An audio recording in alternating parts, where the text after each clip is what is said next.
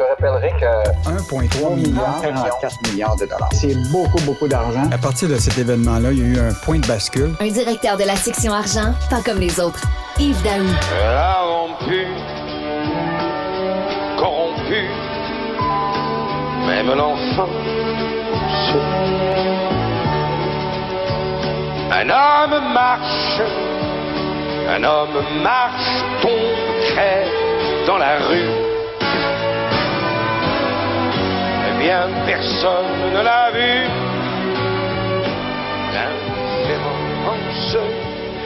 L'indifférence du chanteur à la cravate bleue à pois blanc. Alors, Gilbert Bécaud, l'indifférence, parce que tu veux nous parler justement d'une filiale de Power Corp Canada qui se montre indifférente, envers des assurés. En fait, Richard, j'ai choisi cette chanson-là de Gilbert Bécaud parce qu'à un moment, il dit « L'indifférence, elle te tue à petits coups ».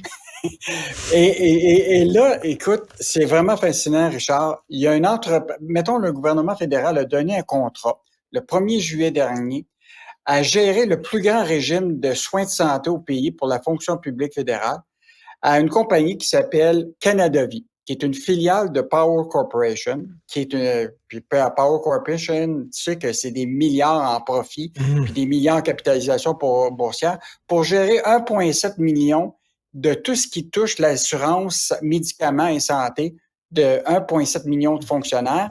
Et en plus, ça représente à peu près 400 000 au Québec. Et là, tiens-toi bien, depuis le 1er juillet, là, c'est le service à la clientèle, c'est le bordel complet. Écoute, là, on a reçu déjà depuis le 1er juillet là, des tonnes de commentaires, mais là, on prend les meilleurs. Écoute, là, tu as une retraitée de l'appareil d'État, là, de fédéral, qui souffre d'Alzheimer, qui, en plus, son mari doit l'aider. Puis là, ils sont rendus à presque 3 700 $ de frais de médicaments qui sont pas remboursés par Canada Vie à cause de la paperasse qui est mal faite, service à la clientèle personne ne répond, puis des formulaires uniquement en anglais pour des francophones. Et donc, ils sont obligés de se financer. Ils sont obligés de se financer eux-mêmes, tu comprends-tu, à même leurs sous, parce qu'ils ne reçoivent pas le remboursement, le droit à remboursement de 80% des factures de médicaments. Parce qu'ils ont droit à ça, là. Ils ont droit à ce remboursement. Ils ont un droit complet. Écoute, on a donné un contrat de 515 millions à Canada Vie pour gérer ça. Et là, aujourd'hui, écoute, les gens au service à la clientèle, entente interminable au téléphone, communication à peu près inexistante, paperasse complètement disparate. Puis là, imagine-toi, le monsieur décide d'aller au bureau 2 fois sur René Lévesque de Canada Vie. Il y a presque personne dans le bureau. Il dit, il nous envoie presque promener. Écoute, ça a aucun bon sens. Le Bloc québécois était déjà sorti sur ça. Et là, on voit très bien que ton seul recours, Richard, tiens-toi bien, là, c'est pas le service à la clientèle de Canada Vie parce que ça répond pas. C'est pas l'Ombudsman du Canada non plus. Il paraît là, que ce qu'il faut que tu fasses, c'est que tu appelles ton député fédéral. Écoute, quand tu es rendu que tu as un service d'assurance vie qui doit gérer tes médicaments, puis pour te porter plainte, il faut que tu appelles ton député fédéral. Là. Mettons qu'on est vraiment, vraiment rendu loin. C'est un État complètement dysfonctionnel, le fédéral. C'est ça. Et écoute, Tom Mulcair le dit souvent lors de nos conversations quotidiennes. Il dit ça pète de partout au fédéral. On dirait que le gouvernement actuel n'est pas capable de faire fonctionner la machine, les aéroports, les passeports, les frontières. Là, c'est ça, Canada Vie. Écoute, Richard, c'est n'importe quoi. J'ai un bon exemple pour toi. Écoute, de la vie réelle. Là. Écoute, il y a quelqu'un qui sonne à la porte chez nous. Je devais recevoir mon passeport par la Poste Canada. Il me laisse un billet pour dire, voici, allez chercher à Poste Canada, voici l'horaire d'ouverture des magasins. J'arrive là-bas, sais-tu quoi? Le document que j'ai, l'horaire est pas bon depuis 1 an. Donc, l'horaire marchait pas pantoute, ça fait que là, le bureau était fermé, OK? Le samedi, ça devrait ouvrir à 9 h le matin, ça ouvre seulement à midi. J'ai retourné à la maison, mais là, sur le billet, c'était marqué, c'était ouvert le dimanche.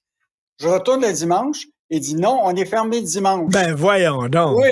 Puis là, tiens, je retourne après ça. Le lundi, il dit c'est ouvert, c'est sûr.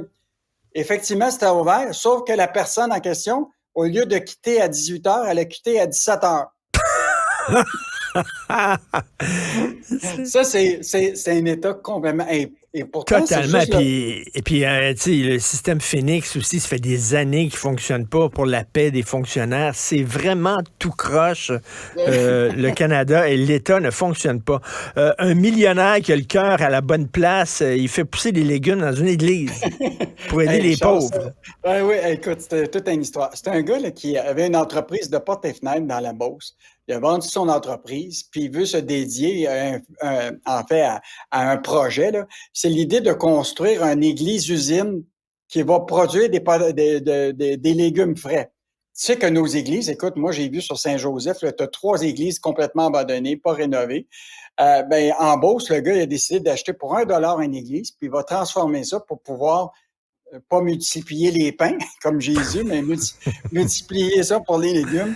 Et dans le fond, sa fille est avec Moisson Beauce. Écoute, il y a une demande incroyable, hein, tu sais, dans les banques alimentaires actuellement. Puis là, souvent, c'est juste du canage, mais lui, ce qu'il souhaite, c'est qu'il y ait des légumes frais. Donc, il va transformer l'église à partir de 2004 là, en ce qu'on appelle une église-usine. Donc, ils vont produire des légumes.